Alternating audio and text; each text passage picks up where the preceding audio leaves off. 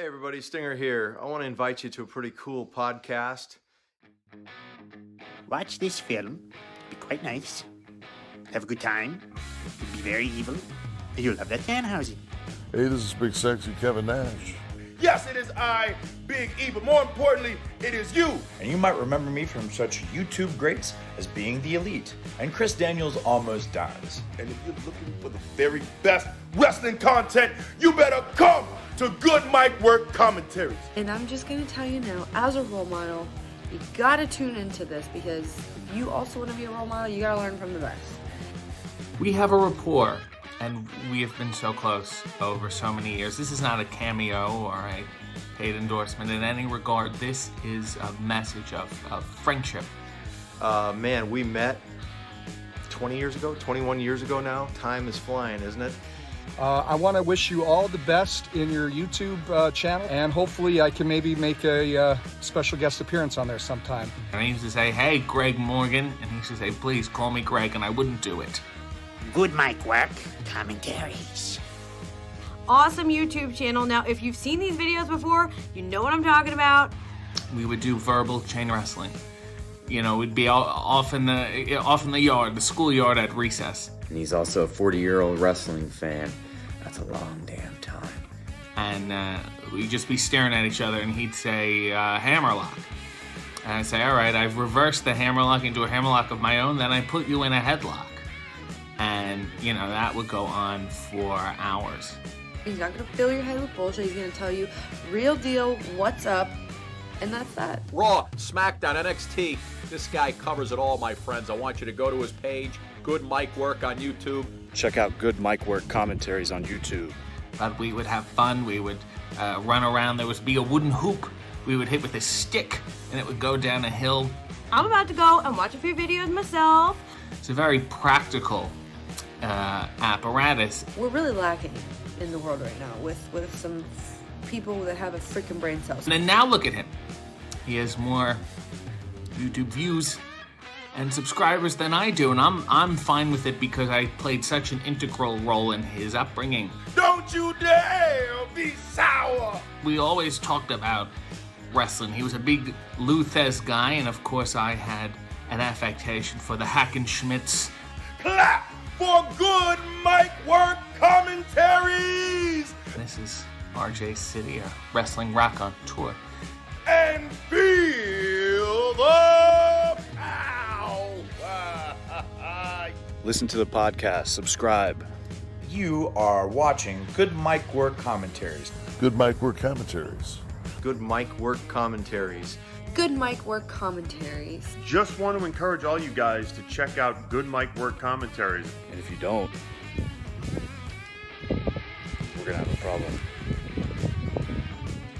Do it! Do it. Do it now! Thanks a lot for the encomium and the nice words about my father's Hall of Fame induction. Hope our paths cross again sometime down the road. Would love to shake your hand again, and good luck on this podcast. And you don't just watch it one time. You can rewatch every single one of them.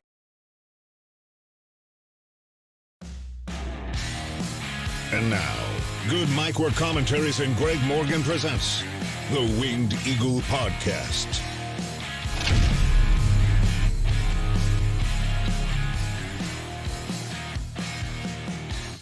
Happy Memorial Day weekend here in the United States, and happy Double or Nothing weekend to all of you out there. What's going on? Happy Saturday once again. Good Mic Work, Greg Morgan back at you with a pretty stacked Winged Eagle podcast.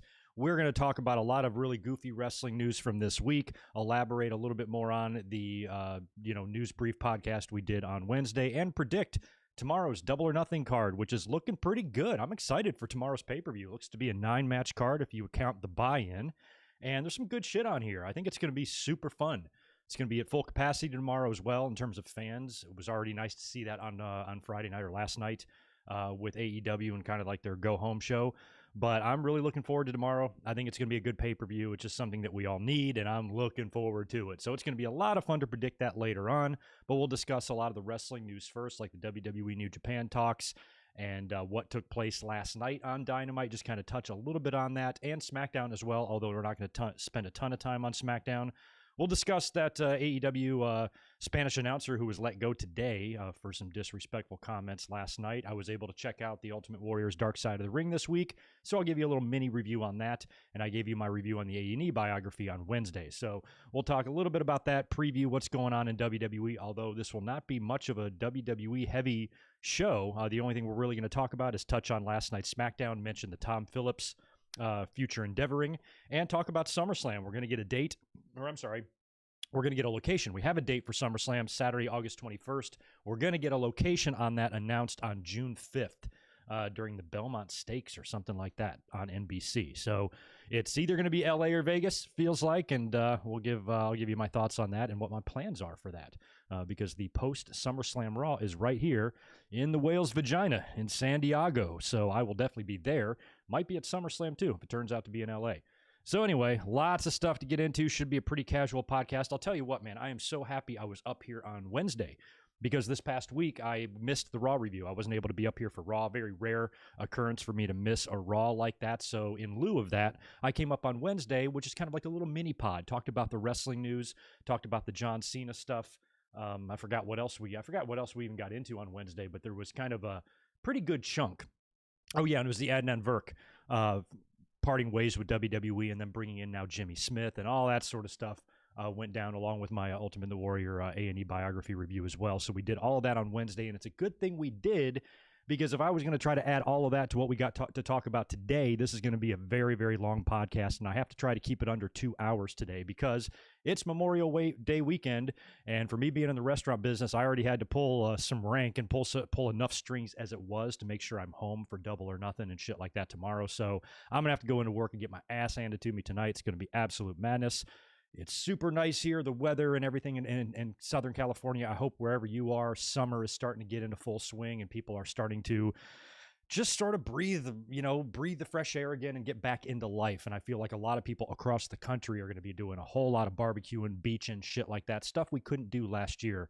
And just feeling the fans' energy and on Dynamite last night was just, it's getting you ready. We're not completely open back up yet, but we're getting close. Here in San Diego, I think the Padres go back to full capacity in the beginning of June, and things are just slowly starting to happen. So it's just nice to feel that, nice to see that. So whatever you're doing this weekend, I hope you're able to do something social. And provided you're vaccinated and safe and everything, I hope you're able to just to see some friends, see some family, hang back, kick back, have some beers. And if you don't have any plans to do that, do it with me, because we're going to be here tomorrow as well, reviewing Double or Nothing. By the way, the link to tomorrow's review is right in the description below you. If you want to click that, put it in your pocket, click the notify bell, give it a like, all that stuff already. It's right down there for you for tomorrow if you want to prepare yourself. And we'll be up here right after the show, and we'll talk all about it. I would appreciate a like on this video as well. That would be awesome if you guys could hook me up with that. And I'm not going to spend too much time messing around here. I'll knock out a couple of super chats, shout out the patrons, and then we're going to get started with the wrestling news. And we got to open up with these WWE and New Japan talks. That's what we're going to kick it off with. Let me sound check myself. We're looking good. All right. Before we get started, shout out to my homies on Patreon. Thank you so much for all of your support. JJ Legg, Darren Piper, Nikita Abalakin, Chris Miner, Super Fluffy Toaster, Deshaun Robinson, Martin Can, Alex Dredge, Apron Bump Podcast, Dre Leggett, Alan Carter, Brandon Yelverton, Michael Tong, Nick Musser, Jimmy Anderson, K-Dog's Kennel, Ryan Y, Devlin Husband, John Redifer, Claudio Clavedetcher, Daniel Rodriguez, Barry, Josiah, Mr. Steve, Scott Moss, John Riffle, Michael Cuomo, Naveed, Keith, and Blake. Thank you, dudes, as always. You guys are the best. I got super chats. I know George is here. Oh, Lord. What's up, George? Thanks for the 5. Hey, Greg, how are you doing? I sent to your email the Cobra Kai Terry Silver trailer, 30 seconds, and he is in all 10 episodes. What will his role be? I think his role will be just what it was last time, to be a fucking obnoxious, unbelievable, massive prick douche, which he was excellent at. He was the only thing good about Karate Kid Part 3. That movie sucked. He was fantastic. And he's younger than Ralph Macchio. Isn't that crazy? And he kind of plays like the older guy. Or I think he's maybe just a year older than him, something like that. There's not much of an age difference between the two. I know that. But yeah, not surprised. A lot of people were like, oh, wow, Terry Silver. We kind of knew that. That was the cliffhanger in the last season when Kreese called his old war buddy. We knew that was Silver. And he's coming back. So I'm curious, the way Chosen was redeemed. If Silver, I'm going to assume, is still a douche. But if Mike Barnes shows up, maybe Mike Barnes is a new man. Mike Barnes is a pretty good heel too. But it'll be interesting. If he's in all 10 episodes, that's going to be some interesting shit there and makes you think that Cobra Kai is going to win that tournament. So anyway, we'll see. You Cobra Kai fans, stay tuned. Looks like they will be releasing that before the end of the year. I'm excited. What's up, Barry? Thanks for the $2. Bailey. Yeah, I just like Bailey. Bailey was funny to me last night on SmackDown, so we're sticking her on the overlay there. Anyway, that'll knock it out for the Super Dupers. Let's get into the wrestling news first, and then I'm just going to briefly touch on SmackDown because I barely watched any of it, maybe 20% of it last night. Jotted down a few key points of SmackDown, but that's it. Not going to spend too much time on it. And, of course, last night's Dynamite aired on a special night, and this was a lot better than I thought. I kind of thought this would be like a phoned-in episode because I feel like they really stacked last week's Dynamite as their go-home. That's kind of like the feel it gave you. And I think they were expecting probably a ratings drop in whatever the numbers were. I haven't caught them today. I don't know if they're out. But I would assume that last night's numbers were not nearly as good as what they probably draw on Wednesday. They probably knew that, so I was kind of thinking this would just be kind of a phoned-in show, but it wasn't. It was pretty good. They had some decent stuff on there, too. So we'll just the silliest part was that fucking ridiculous weigh-in. My God. It just gets worse and worse with that shit. But other than that, there was some pretty cool stuff on the show last night. We'll discuss it a little bit, and then we will predict the full Double or Nothing card. Like I said, it's looking awesome. It feels like we're back into the way pay-per-views used to be. This is probably going to be close to a 4-hour show, maybe even a touch longer. I mean, you got 9 matches. You got 8 of them on the main card. We got Serena Deeb and Riho on the buy-in, according to my notes. And you got to remember, one of these matches is the Stadium Stampede, which is going to be the equivalent of like 2 matches in terms of overall length, I would assume. So it's going to be a long show tomorrow, and I'm looking forward to it. The beer is on ice. A lot of our YouTube friends and colleagues, it looks like, are down there having a good time in Jacksonville. Hopefully I'll be able to see a lot of you at SummerSlam, depending on where it is. If it's here in LA, I'm going. If it's in Vegas, we'll talk about it. But anyway, hopefully we'll get a chance to do that ourselves here this summer on the channel. Anyway, let's start with all of this WWE and New Japan stuff because this was great. It was reported earlier on the week. Meltzer was the one that initially reported the story that New Japan Pro Wrestling and WWE have been apparently in talks for WWE to become, this is a key word here, their exclusive North American partner. That immediately screams typical WWE cornering the market fucking bullshit. They don't like the AEW relationship. They're trying to do whatever they can do to stunt the growth of their competition and to hinder them and give them as many obstacles as possible, and for them to take their big WWE name and their big WWE money and swoop in underneath and undercut AEW and get the working agreement with them, taking that away from AEW, being it exclusive and all, and can really... it feels like it's out to purposely harm the other company or purposely kind of hinder them and hinder their growth. And I just don't think fans understand how important it is right now to have a company like AEW in North America. It blows my mind how you have people on social media and Twitter. You have actual Twitter accounts dedicated to just trashing AEW. It's so mean-spirited and so ignorant, and it's so stupid because, my God, WWE is such nonsense. Don't you want something else? I don't understand these people have all these problems with AEW. I'm like, well, what else did you want? Imagine it's another company. What is the talent out there that they're going to take that's not in WWE? All the current guys you see in AEW right now. It's going to be the same roster. Like, what does it matter? Like, why people are so against WWE actually, or the wrestling fans and the wrestlers themselves having another place to go to either watch entertainment or to be paid as an entertainer. Why to resent that, to me makes no sense at all.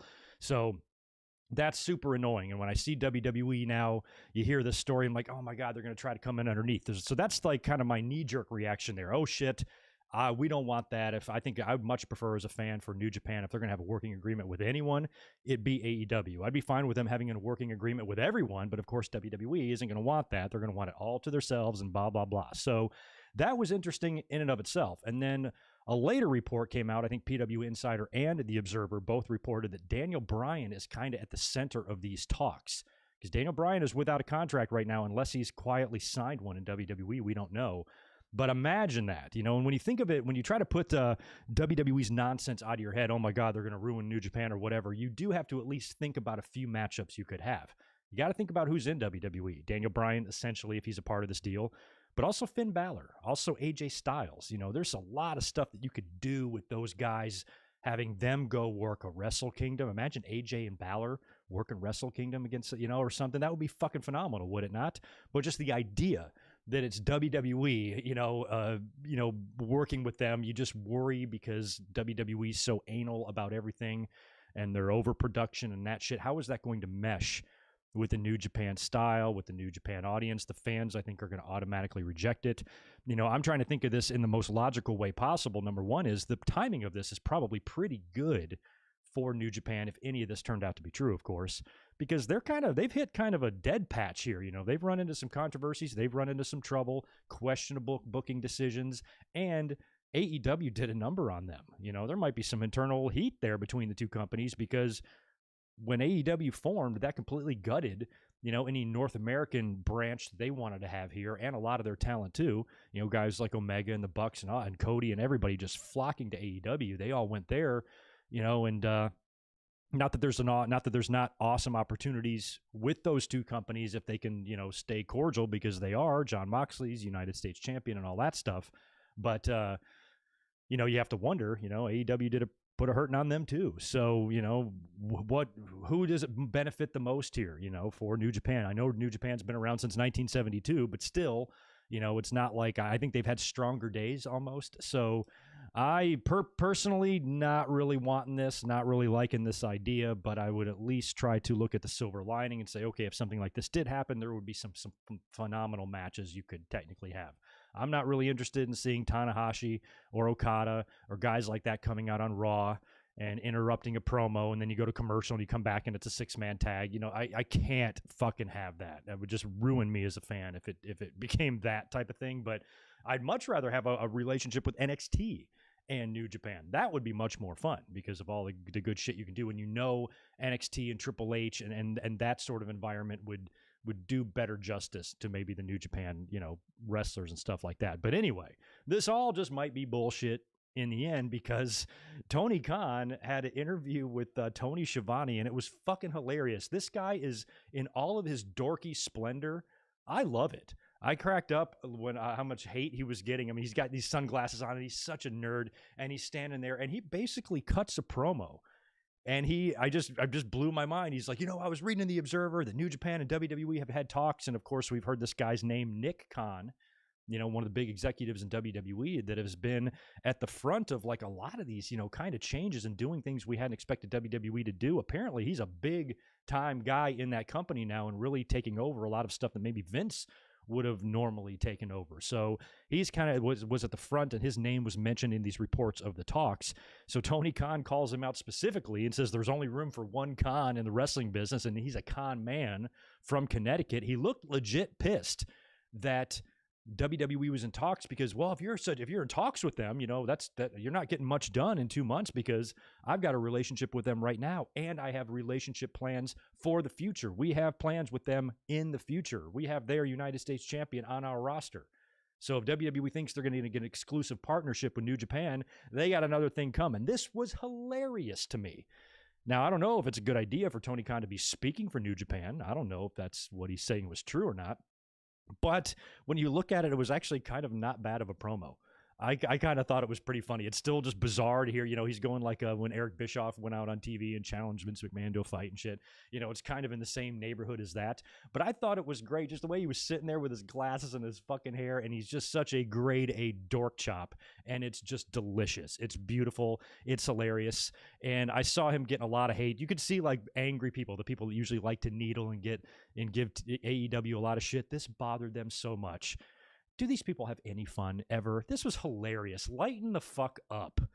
I cracked up. This was funny. I don't think it meant anything in the end of the day. It was funny. I just liked his whole demeanor. I liked the way he looked. I liked the way he was talking. I liked his sunglasses. The dumber, the better, if you ask me. Have some fun. Lighten up. Take the stick out of your ass. It's not that big a deal. This was hilarious. And we'll see, if Tony Khan, is right in this, if he's saying, WWE is just wasting their time talking to them, because I don't know if I would be as confident as he is to say that, because WWE has a lot of resources, not only with the money and the exposure. Oh, New Japan doesn't need the exposure. Shut up. You can never have too much exposure. So for them to have the exposure from WWE would be a positive, but above all else, the talent. There is a lot of talent in WWE. Nakamura comes to mind as well. Sami Zayn and Kevin Owens, and like I said, Finn Balor and AJ could go back there and do some stuff. I almost think there's more intriguing matches, especially if you add Daniel Bryan to the mix, with WWE than AEW. And Daniel Bryan has gone on record in saying that he wants to be able to work other promotions. He would really like to be work in WWE if he was also able to work for other promotions. And WWE normally would never even consider that because they have to just micromanage everything to fucking death. But he might be the guy to change things. He might be the guy that changes this. Now, WWE always has to be in control. So now it feels like WWE is going to try, like they want to re-sign Daniel Bryan. Let's assume he's not re-signed. I don't know the details. If he's not re-signed or he's not secretly re-signed, they're trying to convince him to re-sign.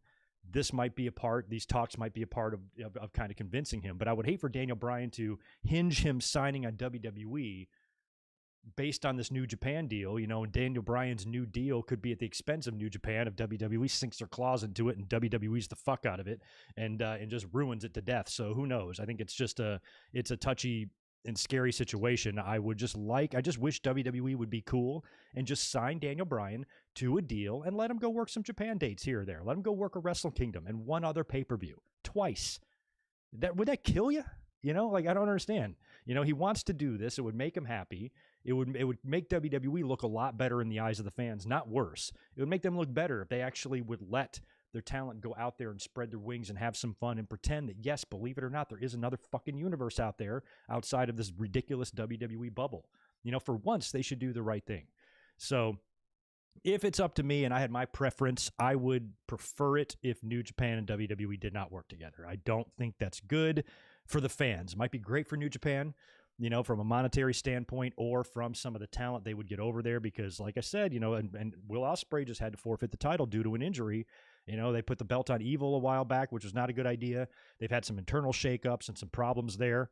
You put AJ or Finn Balor or Daniel Bryan, you know, in those rings or in that ring, maybe at a Wrestle Kingdom or something, it might be a whole different story. So WWE might give them an offer they can't refuse, or maybe nothing comes of these talks and it just fizzles away and nothing ever comes of it. Apparently, they have been talking since back in March or April, and we've heard talks about this before a little bit here and there, maybe even with some NXT in the last year or two. But I don't know. I don't know how I feel about it. But apparently, right now, there's nothing to worry about. Right now, no deal is in place. Nothing is being worked out. Tony Khan is adamant that that's not the case, and he was adamant about it with glasses on, which was awesome. So we'll take him at his word there, and hopefully nothing will materialize of this. But we'll definitely keep our eye on it. And it should be pretty interesting just however this winds up playing out. I'm kind of interested to see what happens, to be honest with you. So anyway, that's the latest there. Haven't seen any new information on that today. Hopefully it just that's a story that just kind of goes away. You know what I'm saying? Oh, man, we got to talk about Tom Phillips. They let Tom Phillips go. So, of course, we were up here on Wednesday to discuss the Adnan Virk departure, and WWE and Virk had mutually agreed to part ways. It was pretty clear to everybody, Virk, the WWE, and the fans, it was not working out. It was not a fit. Why they didn't realize this during, I don't know, rehearsals or tryouts or just when they fucking talked to the guy, I don't know why it takes putting them actually out on TV to realize it's not a good situation. So we were in the middle of doing the podcast on Wednesday, the little mini podcast, and I'm talking about this. I'm like, just put Tom Phillips back out there, which is what everybody said when Virk initially departed. Tom Phillips is good at his job.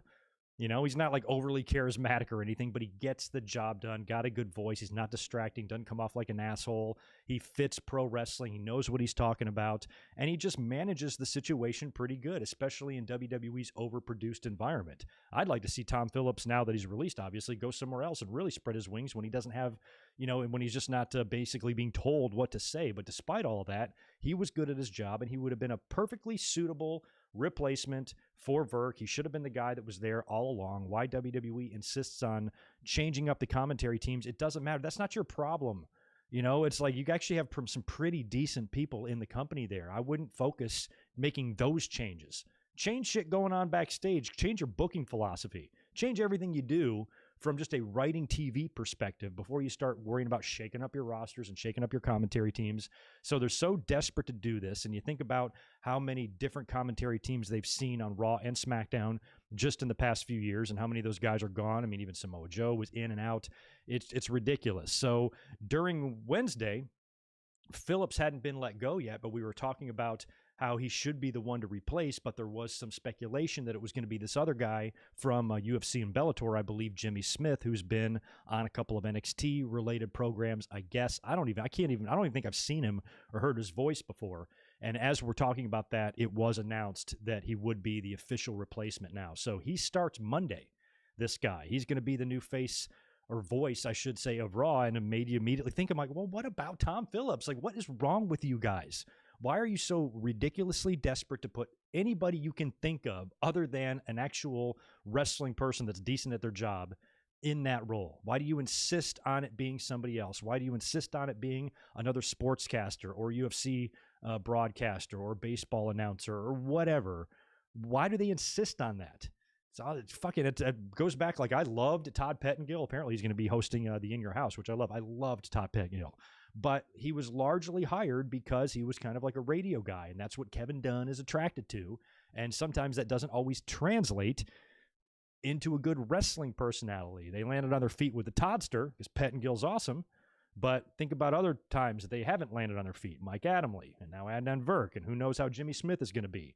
I just think it's ridiculous that they let perfectly good, capable, talented people go to replace him with an unproven entity.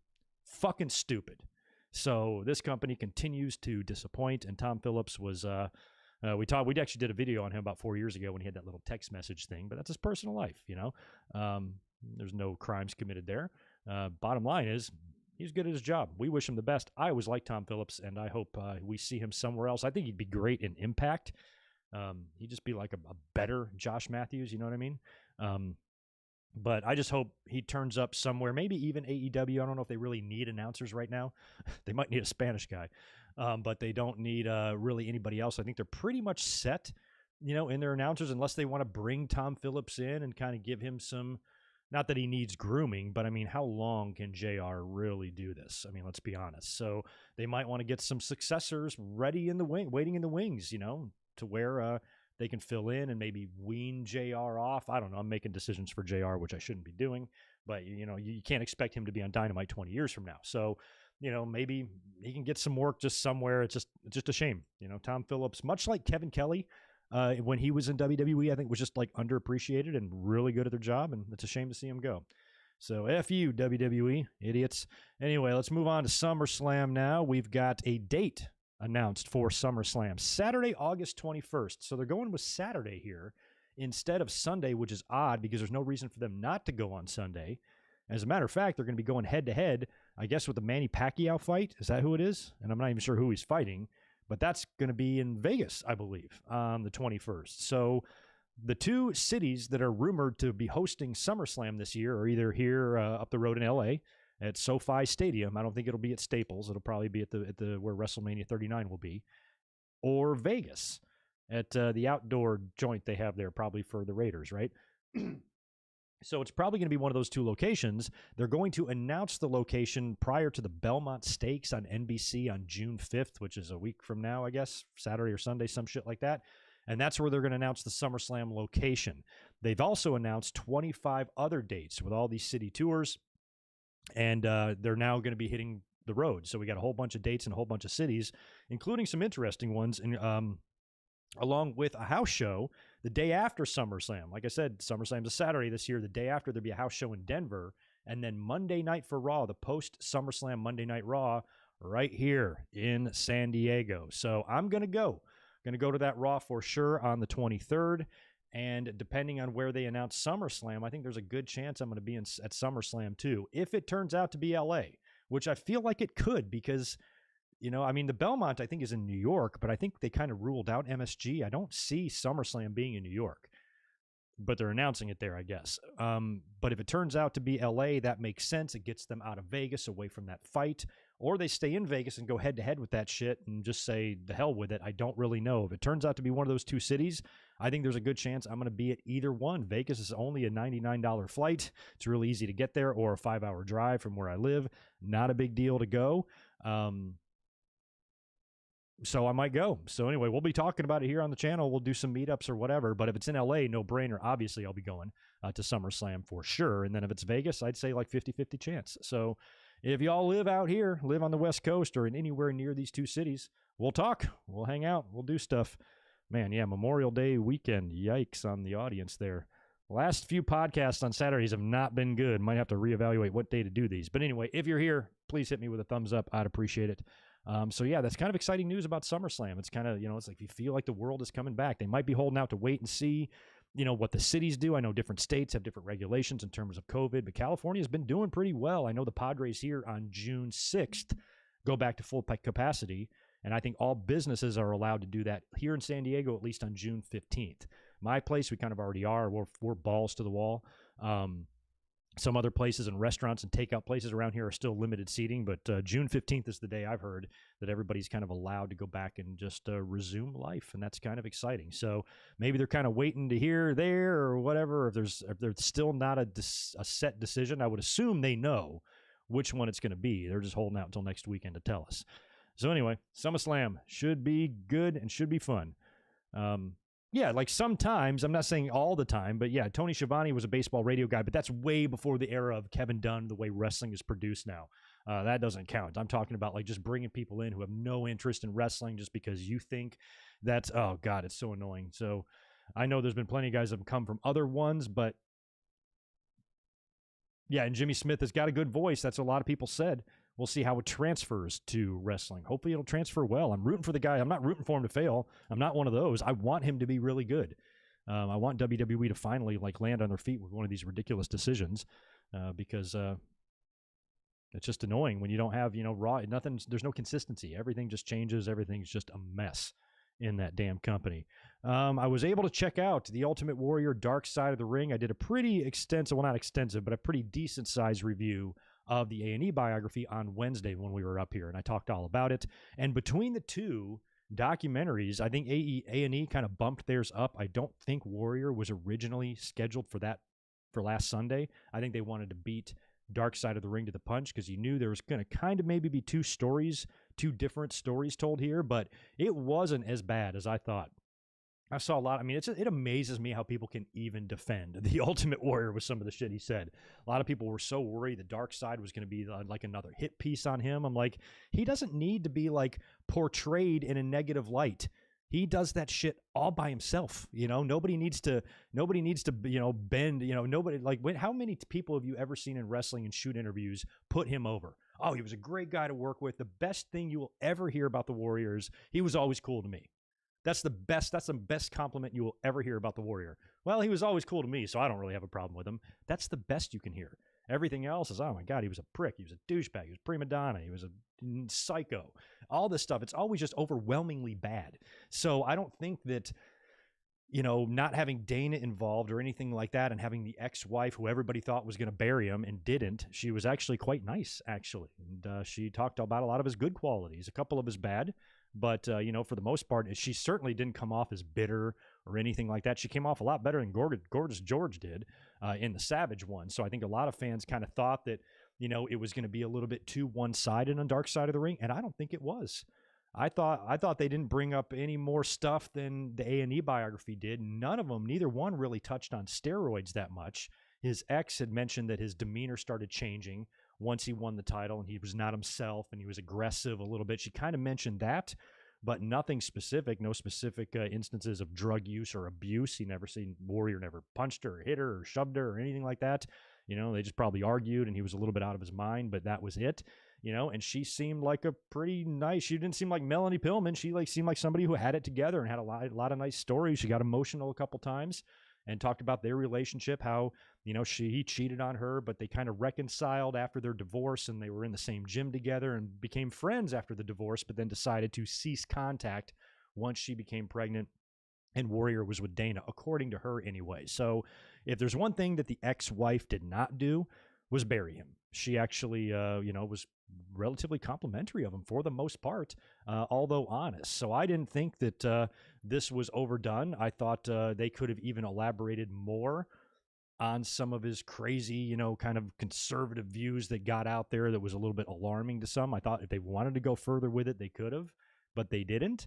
And it was only an hour long. It was half the length of the A&E biography. So I think between the two, I preferred the A&E one because I felt like that was honest enough.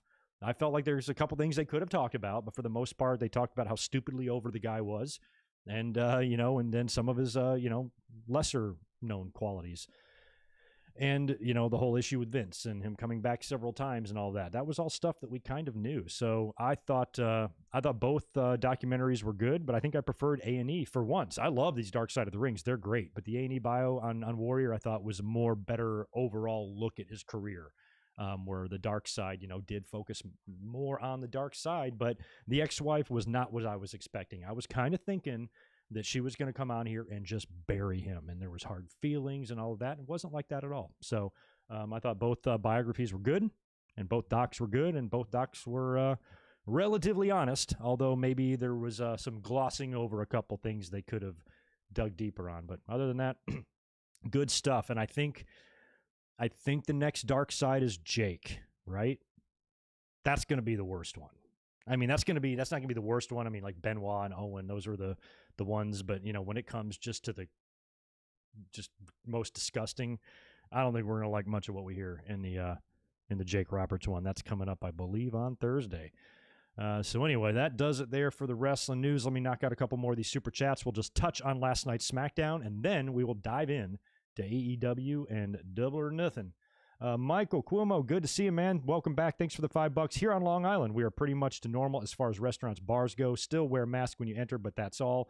Yeah, we got to have a good way. Yeah, we want people coming in with masks and all of that, which luckily I'm in Southern California, and you're going to have your occasional douchebag, but I'm so lucky to be here and not have to be in a fucking place like fucking Arkansas or one of these middle America redneck hellholes where just my freedoms, and you can't wear them there. Nobody's really that confrontational here. It's just nice, more pleasant, more peaceful, more laid back, more mature, to be honest. So the mask thing has not really caused us a problem, but I can't wait to get rid of it. It'd be nice. And I think we might even have a date on the mask thing here. That might even be a deal where they're saying you don't have to wear them in places. But yeah, at my place, we still want you in with it. But most people, the minute they're sitting down, they're taking it off. Some people are really cordial. Like if a server goes up and takes an order, they're putting the mask over their face when they order and stuff. I'm like, you don't have to do all that. Like, it's okay. Like, some people are really, really courteous, and then others just purposely, just walk around, maskless. But like, we're so close to getting there. If we can just stop being pussies and tough out the mask for a little bit longer, they'll be gone and it'll just be a memory, but we're kind of a strange country. We don't like to be told what to do.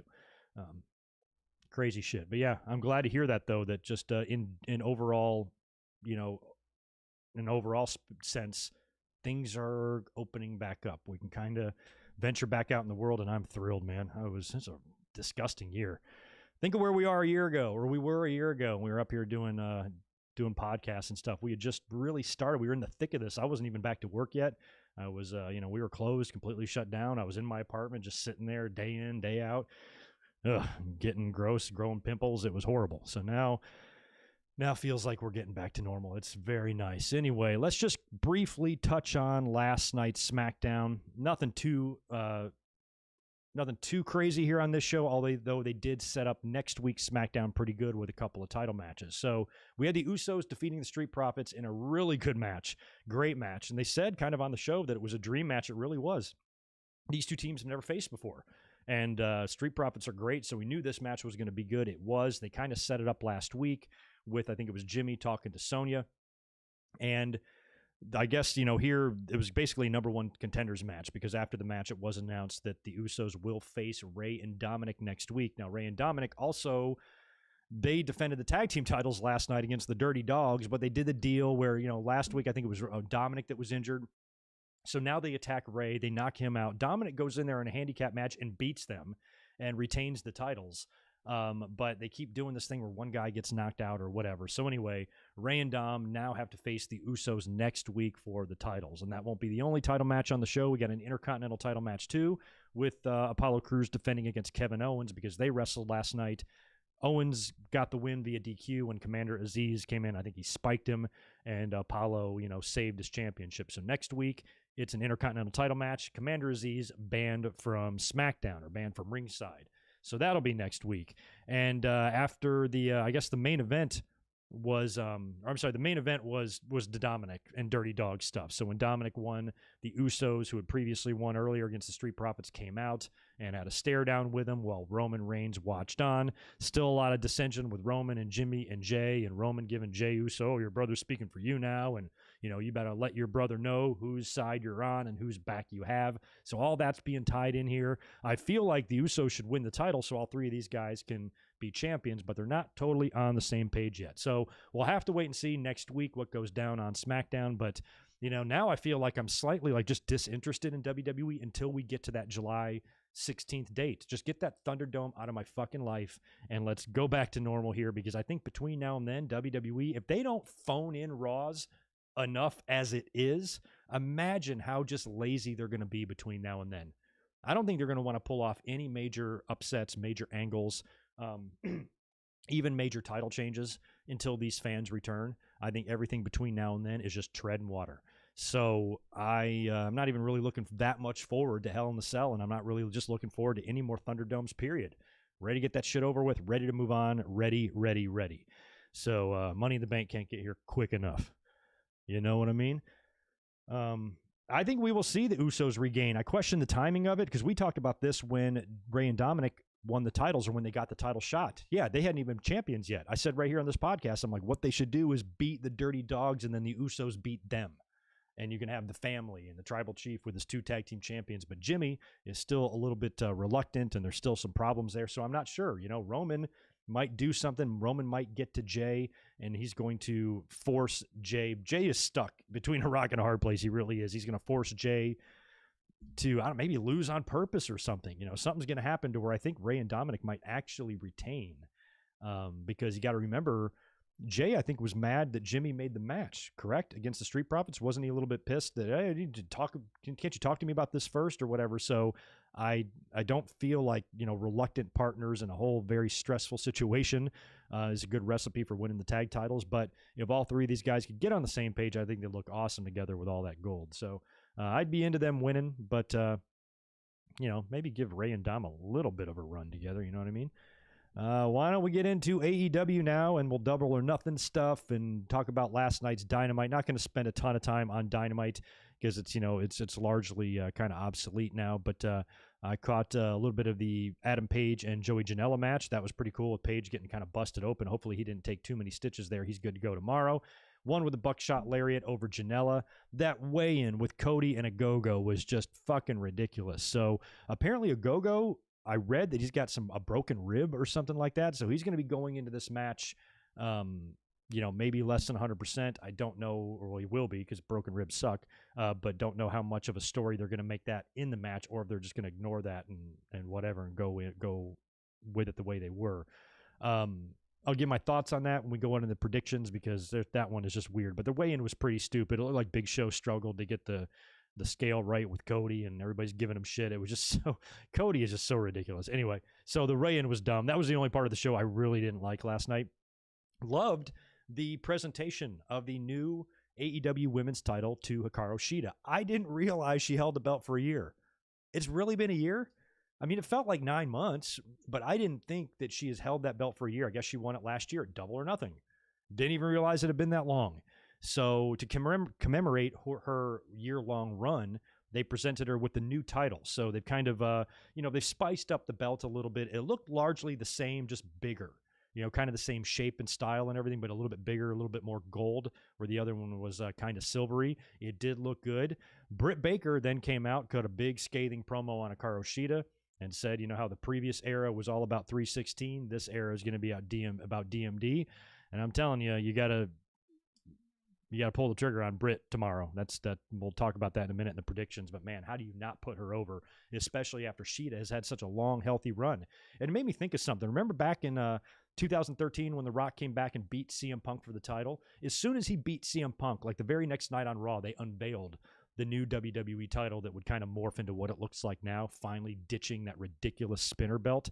And I'm like, man, CM Punk is the one that should have gotten that. Before that Royal Rumble match with The Rock, he should have received that championship belt on Raw to commemorate his year-long run. It had been over a year for him. So I think, like, looking back, that would have been the right thing to do there, and then have The Rock beat him for that belt. But nope, it had to be The Rock because he's the movie star, and he's the one to unveil it. It almost felt like, and I know I mentioned it at the time, in a way it felt like they kind of just took a little bit of a dump on CM Punk's title run. I'm like, all that time, and then he drops it, and then you unveil a new belt. You made CM Punk carry around that ridiculous spinner belt for 14 months. Man, that sucks. Having to put that thing in a bag, having to wear that ugly ass thing. God, I hated that belt so bad. And then as soon as he drops it, they changed it. Pretty funny. So anyway, a little bit of news to go along with this segment. Apparently, after the segment with Hikaru Shida and the belt and Britt Baker, the Spanish commentary team, I guess, forgets to cut their mics or whatever during commercial, or the mics were still on and they weren't supposed to be. Whatever the deal was there, they decided to have a conversation not knowing their mics were on. And the announce team was actually Thunder Rosa and Dasha Kurit and Alex Abrahantes and a guy named Willie Urbina. That was the commentary team. Now, after the segment, they went to commercial break, and Willie Urbina is heard mocking Hikaru Shida's accent. And the other commentators are kind of laughing. It was translated, where Thunder Rosa kind of giggles and like, stop it, you're crazy, you're stopping. I think Dasha says, like, you better stop or I'm going to throw a pencil at you. But they're all kind of giggling and laughing and kind of having a good time. And that was kind of pretty disgusting, pretty fucking racist shit there coming out of Willie. So a lot of fans were like, this needs to be dealt with. And last night when you heard all this, I'm like, look, I mean, it amazes me how many people just salivate at the opportunity. Boy, they promote anti-racism on this, and then they got this guy. I'm like, you can't fucking monitor every goddamn employee. Sometimes you got an asshole racist in there. And WWE's gone through that a couple of times. They just let go some fool, a little tan referee asshole. So, the best they can do here is deal with this situation. This isn't even something I think is punishable really by like suspension. You got to let somebody like this go. I never doubted that they would take action here. So the fans are like, oh, this company's hypocritical. I'm like, can you just give it till the morning before you fucking fly off the rails, you fucking psycho? And sure enough, it was reported today. I saw it on Dave Meltzer's Twitter. Not sure who originally reported it. I think it was him. But Willie Urbina has been let go by AEW. Right call. Luckily, it didn't get to go too far to where Alex Abrahantes or Thunder Rosa or Dasha said anything they shouldn't. They're pretty much free and clear here. They weren't the ones doing it. And I think the proper action was taken here. That's absolutely the right thing to do. There's no place for that shit in any wrestling company, including AEW, and they made the right call. And I saw I think when Meltzer put the tweet up, he's been let go, some asshole underneath it should have been right after the show. I'm like, maybe they didn't fucking hear about it. They literally acted within 12 hours of the incident. It's not good enough for you? God, fans are dicks. Put that on Twitter. They're big floppy dicks. All of them. Just always looking for something to be outraged about. My God. They did the right thing here. Cut the asshole. Let him go. Done. That's all you can really do. At least they're not keeping him on. Think about some of the shit Drake Wirtz was saying and doing, and others in WWE, and they just continue to employ them, and then finally decide to release them one day. At least WWE, or at least AEW, took swift action. What else do you want? If you can find something to complain about there, about swift action being taken, and them firing somebody for being a racist asshole, and you still have a problem with how they handled it, you're the crazy one, not them. So go fuck yourself. Anyway. Inner Circle also had kind of their celebration or their, celebration or appreciation, maybe it was. And this could be their final hurrah together, because I think the stip tomorrow in the Stadium Stampede is if they lose, Inner Circle must disband. So they kind of had a big, fun little love fest in the ring, a lot of hugging. Jericho talked about how much he loved those guys and blah, blah, blah. He just says, I love you, man. And they all kind of do a big group hug. Very cool, very touching. And then they go to the big Tron, which looks very cool. And they've got MJF and Wardlow out on the football field, and they're over by the goalpost. And MJF basically backs away from the camera to reveal that they've got Dean Malenko handcuffed or tied or some shit to the ring post, and he's kind of beaten up. And Jericho and, of course, Malenko, we all know how far back they go. The entire Inner Circle then jump out of the ring and rush to the field to save Dean, where they're ambushed. You could see that coming a mile away. The rest of the Pinnacle jumps on the Inner Circle, and, basically I think they get some double pile drivers off the stage, and they basically just end the Inner Circle. So that's probably going to factor in to how I predict the Stadium Stampede, which I think will be the main event tomorrow. But all in all, a pretty good segment there. I always like when a heel hurts a beloved, helpless friend of a babyface. It's always good stuff. I loved it when was it Triple H beat up Regal? and it just freaked Eugene out, shit like that. I like that stuff. So anyway, good shit there. And all in all, a pretty damn good episode of a Friday Night Dynamite last night. Like I said, I thought that there wasn't really that much reason to go full on out here, but it was pretty good. I thought they gave us some pretty decent stuff and gave us like an extra second go-home show to Double or Nothing, which is looking pretty damn good for tomorrow. So we'll predict that here in just a second. Let me cruise over here and knock out this nice super chat from Spaz. Thanks for the $10 and the cheap plug, dude. Go shoot Spaz a follow and a subscription. There's a Double or Nothing preview up on the channel now, and tomorrow, 1 hour before Double or Nothing pre-show, episode 2 of NXT Rewind goes live, talking about NXT TakeOver 2014. Cool. 2014, yeah. That was way back in the day. I thought we talked about this on Wednesday as well. I thought the Karrion Kross Finn Balor match was just phenomenal on Wednesday, and now there's talk about Finn Balor heading back to the main roster now, maybe Raw, maybe SmackDown, probably Raw. And there's also been some chatter about maybe getting like Ricochet and Ali down to NXT. That's what they need to do. I mean, that would be an excellent kind of swap. Put Finn Balor back on the main roster. He had a nice little run there. He's back there for a year or so, whatever it was, in NXT. Probably felt really good for him to be back there. Ali, I don't think was ever there, but Ricochet was, and Ricochet was great there. So put them back in NXT and let them just kick ass down there. It's a perfect thing to do for them since they ain't doing jack shit with them otherwise. I would love to see that. But, yeah, go check out Spaz for some NXT talk. And we'll talk more about NXT in the coming weeks because we got In Your House on the horizon. But in terms of tomorrow's Double or Nothing card, like I said, I'm looking forward to this Memorial Day weekend, holiday weekend. I'm going to get murdered tonight at work, and I'm going to be so ready to chill out tomorrow and just have some beers and watch some wrestling and have a good old fucking time. So it's going to be a hoot, and we'll be up here to review this thing tomorrow. So make sure you're here. I got to go on Fight TV and buy this damn thing between now and 4 p.m. tomorrow. That's when it starts for me. Anyway, let's start at the bottom of the card here. We're going to start with the buy-in. This was announced, I think, just last night. I didn't see this until today.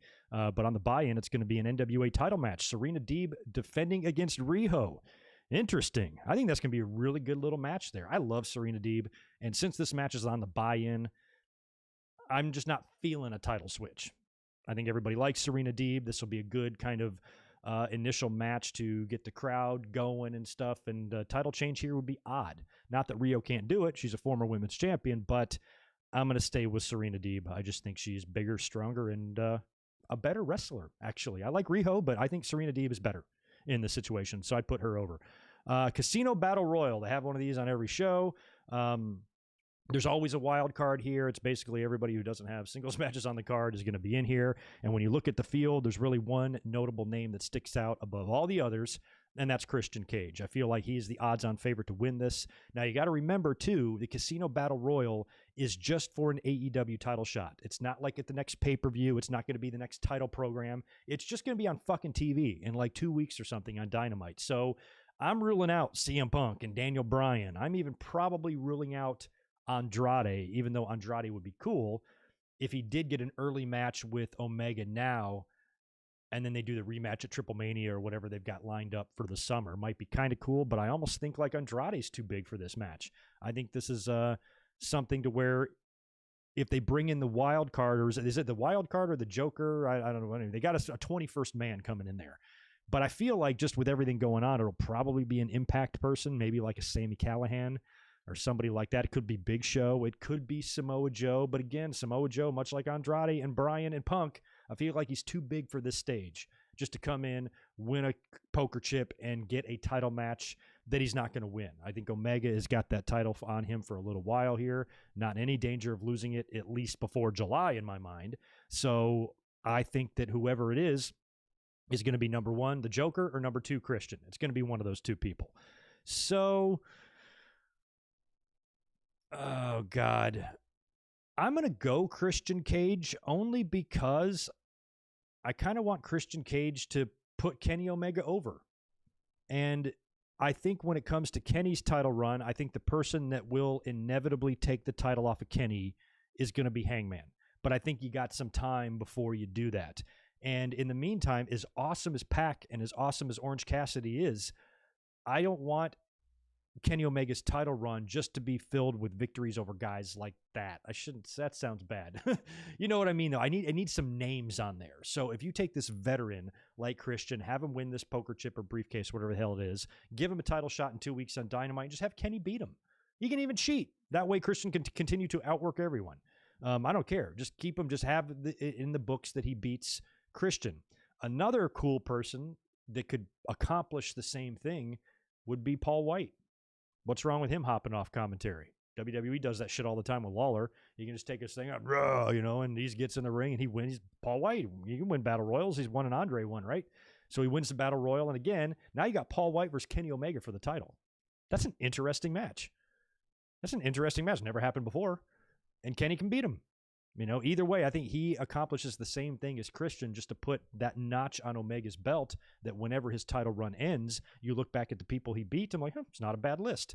And I think Cage, somebody like Christian Cage, could really help that. So I think I'm going to predict Cage or Paul White, but I think I'm going to go Christian Cage. Only because I think him putting over Kenny Omega and then getting back to the title one day. I don't want to see AEW TNA Cage, because as soon as Cage got to TNA, immediate match with Jarrett, won the title. Take your time with him. Let him, play around. Let him lose here to Omega. Maybe, wind up winning the belt down the road. Maybe he beats Hangman Page for the title way down the line in a year and a half or something. I don't know. But I think it would be a good short-term kind of accomplishment for Omega to beat Christian Cage in a title match on TV. And I think the match would be really good. Christian Cage versus Omega would be really good. Fucking awesome. So anyway, let's go Cage, unless it's somebody else. Kenta, Nick Gage, I did see. He would be fun. I can't see him winning it, though. Nick Gage would be fun, not Ryback. Joining Team Taz, though, he would actually fit. Andrade wins. I've also seen Chris Hero's name floating around. I don't know what's going on in his life, but I've seen that from more than one person, so he must be in the news or something. But Chris Hero would be a cool one. And that'd be another cool match. Hero and Omega on Dynamite randomly for the title. Sure, sign me up.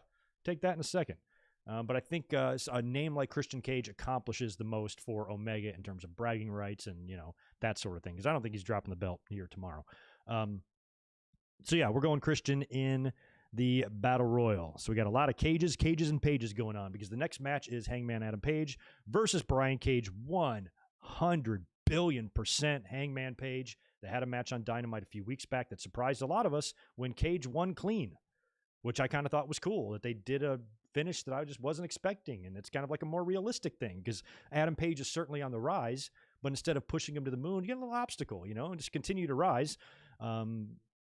And he'll continue to get there. So now you got the rematch on pay-per-view. Obviously, he's going to get his win back here. Hangman Page all the way in this match. Cody Rhodes versus Anthony Ogogo. My God. If Cody Rhodes had not cut that stupid promo where he's, I'm going to be the American Dream and I'm going to cry and blah, blah, blah.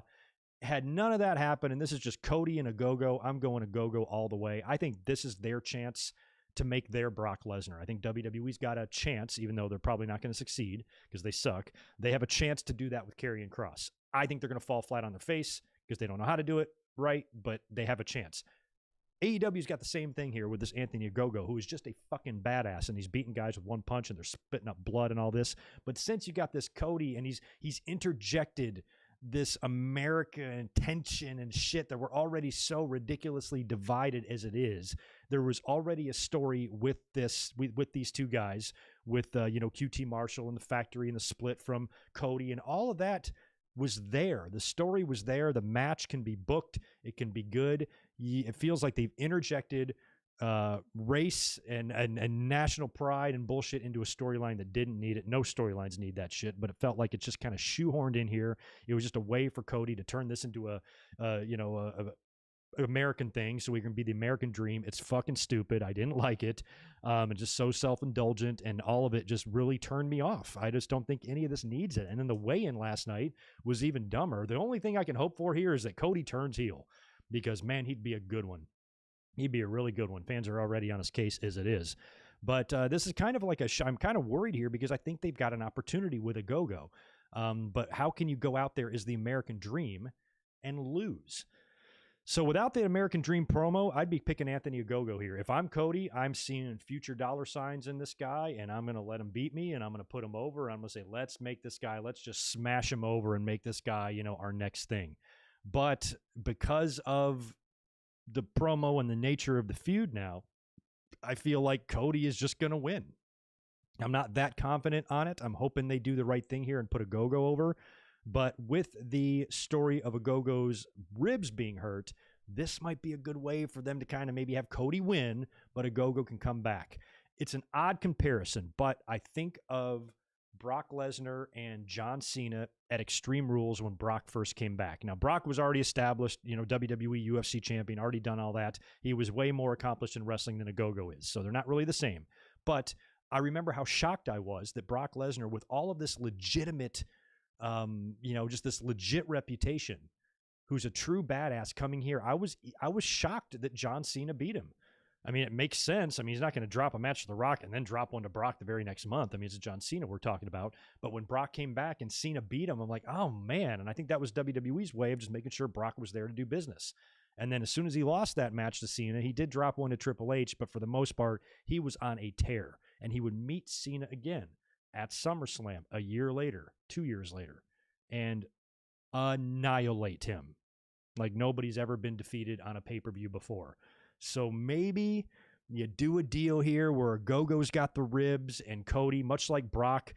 I remember when Brock was doing an interview once about Extreme Rules. He just said, I don't know what the fuck happened to Extreme Rules. I don't know how this fucker beat me. So maybe Cody can take advantage of these ribs, beat Ogogo, and then they never wrestle again until Cody, down the line, somehow finds himself as AEW champion. Maybe like a year and a half from now. And he's AEW champion, maybe beats Hangman or something, I don't know. He's AEW champion, and he's a babyface. And you put him in the ring with Anthony Ogogo, and it's just like Cena and Brock from 2014, and Ogogo murders him. Kind of like how Brody Lee did for the TNT title. I mean, Cody put over Brody, why won't he put over Ogogo? And I think he normally would, but that American Dream shit is going to play into it. So maybe I feel like Cody is just going to win this match because he is, which sucks, but they should, man. They should make Ogogo. They should put Ogogo over here even more, and then I put down the American Dream, and he can make that a bragging point. If anything here, if Cody beats him, make it about the ribs, make it to where Ogogo's not 100%, do a rematch, and then have Ogogo win. I mean, that's I think the best we can hope for here, but I'm going to reluctantly pick Cody to win this match. I just feel like that's where the whole thing is going, and his experience is going to pay off here, and he's going to be able to defeat a much tougher man, but somebody less experienced who's not 100%. And, the wisdom beats youth every time, I guess. But we'll see what happens tomorrow. Not just a little nervous about that match because the whole thing is just stupid. We've got Sting and Darby Allin tag teaming up in the ring this time. Sting's already kind of had a match back, but that was that cinematic deal. So he's going to be in the ring with Ethan Page and Scorpio Sky. So Sting and Darby, Page and Sky. I mean, again, I'd take this opportunity to give Scorpio Sky and Page, especially Scorpio, a huge rub and pin fucking Sting. But is that going to happen? Are we going to have a full house at Daly's Place in Jacksonville to see Sting inside the ring for the first time and God knows when? And he's going to lose that match coming right off Darby Allin, who also recently dropped the TNT title and is hugely over. It'd be a good way to get Scorpio Sky and Page one hell of a rub, but no. It's going to be Sting and Darby Allin all the way here. I'm picking them to win. It's just going to be a feel-good moment for the crowd. I think they're going to like that. Interesting match here with Miro defending the TNT title against Lance Archer. Last night on Dynamite, Jake came out and cut a promo and was talking shit to Miro. Lance Archer came out. They started brawling, and Lance got the better of it. I feel like with Miro just winning this title in such dominant fashion that it would be really weird to take it off of him here. I like Lance Archer, but I like Miro more. And also, it feels like a WWE match, doesn't it? Like, this feels like a match WWE would have. This is going to be different than what a lot of matches are on the card because these guys are both kind of big guys, and I think it's going to resemble like a Sheamus versus Drew McIntyre or something. It's going to kind of be like that. So it might not be the most exciting match on the card. I think this will probably be, as much as I love Miro, I think the match we're going to get here in the ring might be the worst on the show. God, Miro, I hope you're not watching. Don't murder me because I love you, and I want him to retain, and I think he will. So I'm picking Miro to retain the TNT title there. He's great. Love me some Miro. Eddie Kingston and Jon Moxley are challenging the Young Bucks for the AEW tag team titles. Now, up until today, like I've been mentioning in recent podcasts and stuff, that I really want Mox and Eddie to win the tag titles. That would be great. That would be awesome. But the more I've been watching the storyline unfold on TV, I almost think there's more heat and more money in just keeping the titles on the Bucks. 2 weeks ago, I had Mox and Eddie winning these titles hands down. I thought it would be cool for the two of them, especially with their personal relationship and how far back they go, and the fact that Eddie Kingston saved Moxley's life from the snakes and sparklers attack of the barbed wire explosion match, and to have that little bromance come together, them winning some tag team gold together, and from a personal standpoint, to be able to have that moment between them, I kind of thought they were going to go in that direction. But now, I think Young Bucks and Kenny should keep all these belts for a while. That whole thing that's going on there, I think, is going to continue to roll. Young Bucks can be even more obnoxious on Twitter with their new bios and all that shit if they retain the titles here. If anything, maybe they do a WWE style of a thing where Mox and Eddie win the titles and drop them right back on Dynamite, but that doesn't feel like it's AEW style. So I think I'm changing my pick here. I had Mox and Eddie all the way up until last Wednesday. And I think last Wednesday was when I started rethinking everything.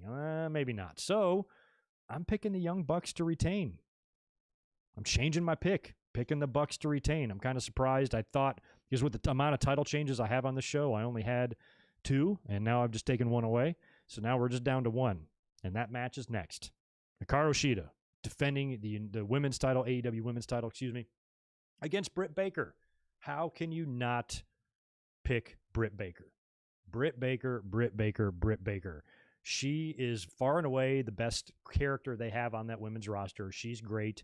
She's been working her way up the ranks, which is nice. They didn't just, put her out there right away. I thought as soon as she came back from injury, they were going to give her the title right there. Based on how entertaining she was in the wheelchair and all that stuff with Rebel, she was great. So I kind of thought they were going to capitalize on that, but they didn't. They kept it real. They had her work her way up the ranks, wait her turn. She lost that bloodbath to Thunder Rosa, kind of had to work her way back from there. And now she's got this title shot against Shida, and it's time. Hikaru Shida's been champion for a year now. She's got that brand new belt. So far, they have not had anybody on top of the women's division who can really cut a promo. Nyla Rose is okay, and she had Vicky, but Rio and Hikaru Shida, not so much. Baker can be out there every week with that title being so heelish, so fantastic. I'm putting all of my money on her. I'd be shocked. I think it would be a big mistake to not put the title on her now, as much as I love Shida, and I think she's done a great job. Time's up, girl. Let's pass that thing over to Britt Baker. She's wonderful, and I'm picking her all the way.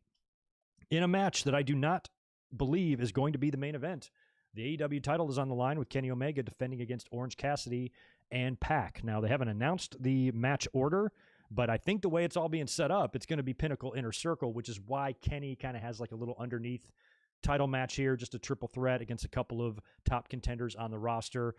To me, there's no real legitimate threat here that the belt could change hands. I think it would be a strange time and place to do that now, to have one of these guys win the belt, Cassidy or Pac. I'd love to see gold around either one of their waists, both supremely confident or talented, and it would be great. But again, you got to keep it on Kenny here. I think this match is going to be awesome. I think it's going to be really good. Triple threats sometimes scare me, but based on when you just look at these 3 names on paper, they can't fuck this up. My God, this is going to be good. Kenny and Pac have already had a couple of really fun wars. Cassidy has been extremely impressive since being there. So I think from an in-ring match perspective, start thinking about what are the greatest triple threat matches in the history of the business. Think about those, jot down your top 5 or 10, and let's see where this one ranks tomorrow. I think it has a chance to be up there, especially with a full house, especially with a fresh full house, that we haven't seen in a while, and a jacked crowd and title match and 3 guys that are over. It's going to be good. But Kenny, at the end of the day, I think is going to retain the title. I feel like you also have some help here.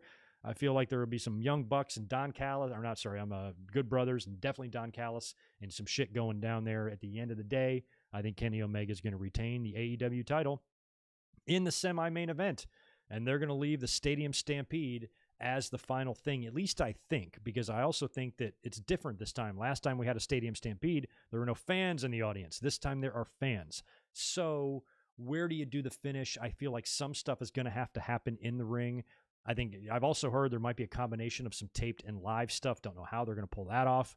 But I think they might even do the finish in the ring. So what the hell is the rules to the Stadium Stampede? What do you have to do? Do you have to, does the other team have to surrender, or you just have to pin them? I forgot how the match even ended last year. So, I don't know if the match has to end in the stadium or if it can end in the ring. I don't know if these guys are going to be all decked out on the football shit like they were last year, or like how it's going to be different. But I think at the end of the day, this is going to be your main event. This is your top story. There's a lot of bad blood here and stuff. And, again, I'm kind of struggling in who to pick here. A lot of fans think Inner Circle winning is kind of obvious, especially when you see some of the things that's been going on TV and Pinnacle won Blood and Guts and all that stuff. It feels like Inner Circle's got to get their revenge, but the Pinnacle is new. MJF is a future champion in the company, and FTR is arguably the greatest tag team in the world. Wouldn't you want to keep this faction going and really assert their dominance on like, oh, we're here, we're the top group in town now? If they drop a match to the Inner Circle, they're kind of right back to being on their level again. Not that it would really matter in the grand scheme of things. FTR will still regain the tag belts, and we know MJF will win the AEW title one day. But I almost feel like they should continue rolling, like they should eliminate the Inner Circle. Because now if you beat them, then they're 1-1. Then what do you do? A blowout? Do you do another one? Do you do a third match in this saga and then put the Pinnacle over one more time? If you do that, then maybe, or whatever. But if this is the end of it, then, I feel like Pinnacle's got to win, especially with the stipulation that the Inner Circle will disband. Even though they seem together on Dynamite, it's been a pretty good run for the Inner Circle. They might want to write Jericho off TV again. He does have that arm injury. Don't know what his plans for Fozzy are. So, if that's the case, then I'd put Pinnacle over here and I'd do away with the Inner Circle. Let these guys go out on their own. Let Sammy chase gold, which he's recently teased. Let Jake Hager be the badass he is. And let Santana and Ortiz chase tag team titles on their own. It might actually be a good opportunity for all these guys to disband and kind of do their own thing. Another thing that we have to mention here that I talked about in Blood and Guts when I was doing that prediction is somebody defects. I think now would be a good time to do that in the Stadium Stampede. Have Hager or somebody like that. Maybe not Hager. He hates Wardlow. But maybe have somebody defect, maybe Sammy Guevara or something like that. I don't know. That could happen. Some big swerve. Maybe somebody comes back and attacks Inner Circle members and it's a new member of the Pinnacle. So I think maybe adding a new Pinnacle member or having an Inner Circle member defect, maybe he can be the one lone guy that's going to stay in a faction, say, hey, I see the writing on the wall here. My current boat is starting to sink. I want to jump on another boat.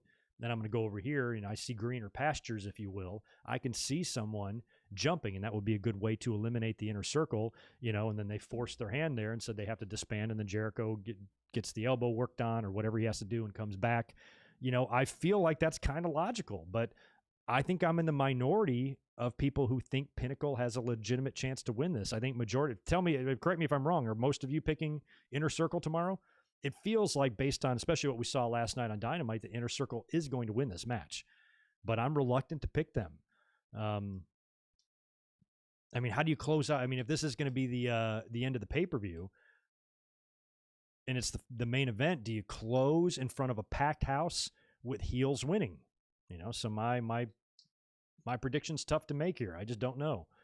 I've got Inner Circle written down, but I don't want to pick them when I think out loud.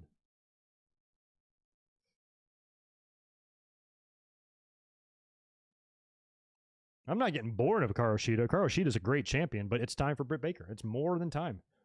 More than time. What's up, Diamond Vibes 27? Thanks for the $2. Oh, who's gonna win Money in the Bank? I don't know. We'll talk about that in a minute. I got another one from Spaz up here too.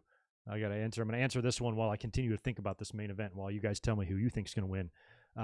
Thanks for 5 more from you. I think the Elite help Omega in a super one-winged angel on the Big Show, the way the Shield used to do the triple power bomb. That would be awesome. You mean if Big Show winds up winning the casino? Jesus, that would be awesome. A super one-winged angel. Hell yeah. Yeah, in terms of Money in the Bank, I'd probably go, I want to go like somebody awesome, like Sami Zayn, Kevin Owens, somebody like that. Got to give that more thought as we get closer to Money in the Bank. All right, I'm not the only one that thinks, I don't think Pinnacle has to win. I'm not one of those, but I think it makes the most sense for them to win based on where everybody in the inner circle is. They kind of had their little farewell last night. Like I said, Jericho could be leaving. Could be a good way for some of this talent to branch out. That might have been why Sammy tweeted. I think he tweeted a picture or something with the TNT title and kind of pointing at it. He wants gold, and Santana and Ortiz have kind of been virtually absent from the entire tag team division, actually taking a back seat to Jericho and Sammy for a short time there. So it'll be a good chance for them to get out. And Hager, instead of just standing there looking awesome, he could actually get out there and do stuff. And, he'd be a very viable contender for a Lance Archer or a Miro or somebody like that, or even the world title. So kind of getting him back out there as well. Maybe a future opponent for Anthony Ogogo. You never know. So I think Inner Circle members have a chance to spread their wings if the group actually does fold. So I'm going to go with you. I'm going to go with Mr. E, Michael, and Jonathan. I'm going to go Pinnacle. I'm not confident about that. If I'm giving myself, points or whatever, I'm not doing it very high. But I think Pinnacle. You should keep them rolling. Inner Circle's had a hell of a run. They're new. I don't want to seeing them take a step back yet, and I want to see MJF continue to grow, continue to be obnoxious, continue to be that much more of a threat, and know for a fact he is going to be AEW World Champion one day, and it might still be a while. I think maybe Kenny drops it to Page whenever that happens, Hangman, and then maybe MJF beats Page, and then maybe Cody gets some weird stipulation. I know he can never challenge for the title again. That's horseshit. He'll challenge for it again, and then he can get somehow a last-minute title match here, or they can lift that suspension, and then he goes after and gets revenge on MJF and wins the title, and then Ogogo comes back and beats Cody. So that's how I'd pass the belt. I'd go from Omega to Page, from Page to MJF, from MJF to Cody, and then Cody to Ogogo. And you can accomplish all of that within 2 years, I bet. That's what I'd do. Yeah, so let's go Pinnacle. Let's go Pinnacle tomorrow just because of logic. I feel like that's what needs to happen. And just like that, it looks like we are done with the podcast. Can y'all do me a favor and smash the thumbs up button for me? I'd appreciate it. Let me check over here, see if there's anything else coming in. Haven't seen any other new wrestling news or anything related to Double or Nothing. No late breaking news, no match cancellations that I've seen. I think they were filming a lot of Dark and Elevation too today. I think AEW is doing that Fan Fest today. So that's going on. A lot of fans are down there having a good old time. Hope they're having fun.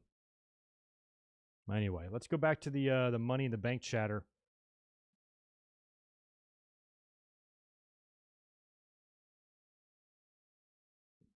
Oh, yeah, that was a good match. Yeah, just whoever they put the Money in the Bank briefcase on this time, there's just a few people that I always vote no on. Like, I would vote no on somebody like Aleister Black. You know, he's just a guy that I just wouldn't want to see on the briefcase. I want to see, like, somebody charismatic, somebody fun. And in terms of baby faces, I think somebody like Owens could be great. In terms of heels, I think somebody like Sami Zayn could be great. But whoever it is, I just don't want to see it be like an Otis or a Miz or somebody kind of like underwhelming. Make it somebody really fun, you know, who can have fun with the briefcase and cash it in successfully and, you know, just a little bit better of a, you know, situation and environment than what the Miz did in the Thunderdome and that whole nonsense. And last year was such a mess because they did the Money in the Bank at the headquarters, which was nuts. So I'm glad that they're going to be in front of a crowd for this one. Trying to think what else I need to discuss. I don't think I need to discuss much, so we'll just shoot the shit here now for a few minutes. I'll probably get out of here in the next 10 or so and see if you guys have any more questions, but it doesn't look like we got a huge audience in here today, so I'm probably just going to get out of here. Scrolling through my other notes. I've talked about that. Yeah, I think we got it all in here.